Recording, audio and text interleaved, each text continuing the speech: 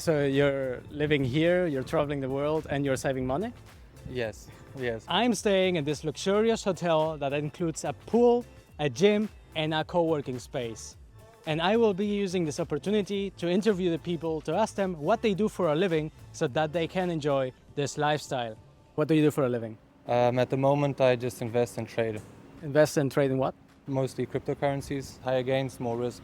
And it's more my profile. So I have a property management and restaurant business in Laos. I work on interior design, and with this specialization I can travel everywhere and work everywhere. I'm a digital nomad right now. I came from a learning and development background from the airline industry. I'm just taking a break, taking a sabbatical, and at the same time, I'm realize the world is changing so much, and there's so many exciting things that are happening. So I'm just taking my time to upskill myself and get ready for the paradigm shift. And so what brought you to here, Thailand, Phuket? Well, you know, because you work on a computer, you basically can work from wherever you want. Cost of living is much cheaper. You can live much better for much less, right? And obviously the weather, food, and traveling is also amazing. You're right next to Cambodia, you can go to Vietnam, Bali, the whole of Asia is just, it's much more central for where I want to go with my job, for example, the digital side. And yeah, I think Europe's a little bit far behind in that sector at the moment, so I came in and checked what was going on here. I moved to Thailand about 5 months ago. I'm living in Chiang Mai. I'm just coming down because of the air quality at the moment in Chiang Mai. I'm just staying here for a few months. Yeah, exploring the island and also doing my gig. I mean, especially if you're a digital nomad and you're open to working anywhere, Thailand is a great place. It's safe and affordable, and it offers you the best of both worlds, quality and affordability. I got a job offer here in Phuket, and so I came for that, for a commercial real estate project. That brought me here. I left that position just because the project was progressing a little bit slow, so I felt like as sales and marketing, what can I do? I'm looking at other opportunities here. I wanted to try staying in Phuket for a little bit longer and see what I could find here. What's the best and worst thing of being a digital nomad and living here? The best thing is freedom, and it exposes you to a different circle of people. And if you are inquisitive and you want to learn, you want to be exposed to new things, it's great.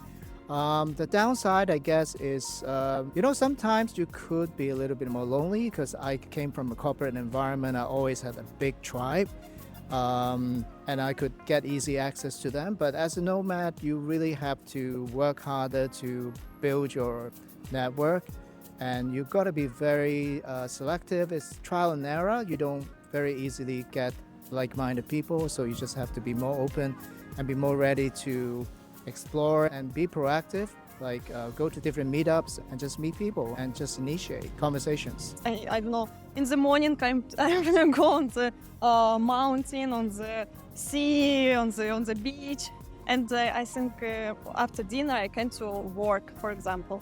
It's great. The flexibility for sure is very nice. Kind of being able to be anywhere and still work, still be bringing in an income is very nice. Are there downsides? I guess maybe just, there can be a nice maybe community that you can have if you're going to an office and have a workplace. If you don't have a structure, you need to build it for yourself. It seems like for you, those are not downsides, like you only see the upsides. So Yeah, I would say I see the upside for sure, and I'm really thankful that I have this position now. how much do you need to be living here in Phuket? Roughly, I worked out to be about 1,000 US, a little bit over 1,000 US. Especially in the north of Thailand, is even more affordable, right? I think you could get by on comfortably $2,000 a month, US dollars, and that would probably leave room for travel as well. Our budget a month is like $2,000. We don't spend more than that. Not now. Maybe in a year or two we can go up, but for now it's enough. You know, in Europe we have to spend like 4 or 5 to maintain the quality of life that we want. So we decided just to come here and try something new, and it's actually feels like I'm paying like 20 or 50,000 euros here, because it's amazing, you know, compared to what I'd pay in Berlin, for example, right?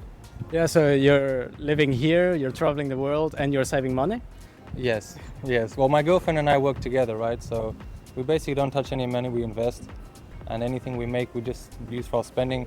If we need more money, we'll just work a little bit harder, I guess. What made it possible for you to have this lifestyle? I think that I just made a right decision a few years ago, actually. When I was young, I just educated myself much younger because I played sport for a living, so I started making a little bit of money early on, and I thought that, I need to know how to organize my money and so on. And then I just became interested in economy and finance, and then once I understood what money was, I understood that I had to find something, to counter the value of inflation. And I just found crypto early on, and I started actually in housing because it's the same way, same asset kind of value, right? And same kind of investment. But in my opinion, this is a newer, faster, easier way to make money.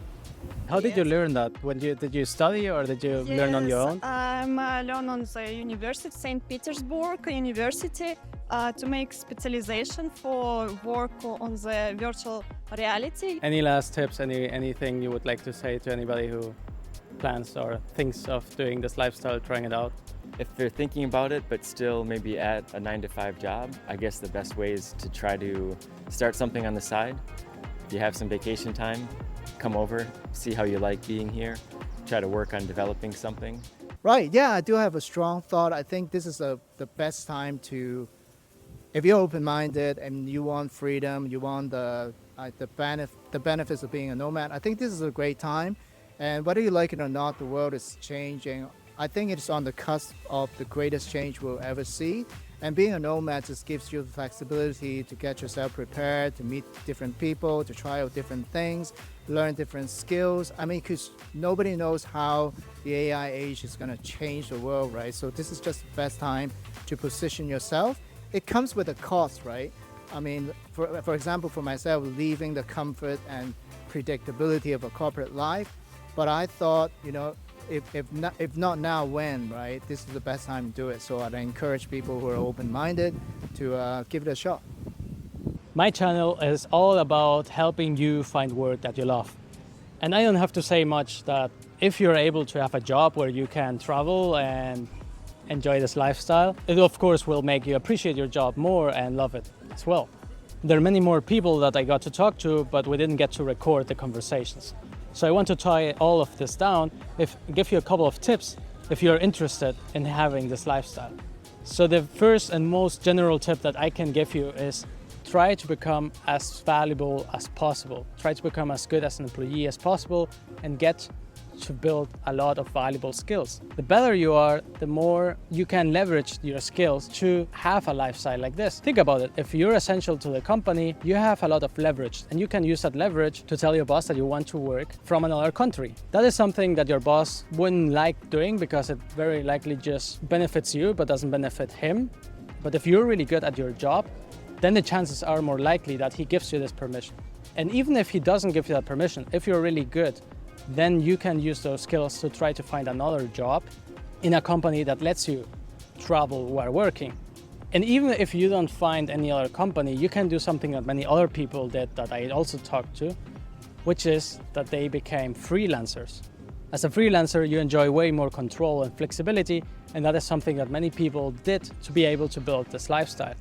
And even if you think that you have a job that doesn't permit you to travel while you work, you can do something that a couple did that I talked to. And they basically run a consulting tax business. And they have an office in Germany, so they, of course, couldn't just leave. But what they did is that they told their clients that for a few weeks in the year, they wouldn't be available in their office and only available online. They are not able to travel for 6 months straight, but they're still able to do that for a few weeks.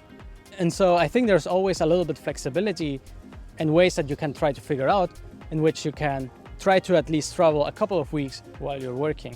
The last route that I saw some people take is that they just saved money and then came here to travel in Asia where it's cheaper to live, to build up different skills, to build up either a business or a freelancing or get somehow another type of job.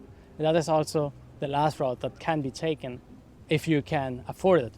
I hope that the stories and the tips that I just gave you were helpful to you. And if you have any questions about this, feel free to ask.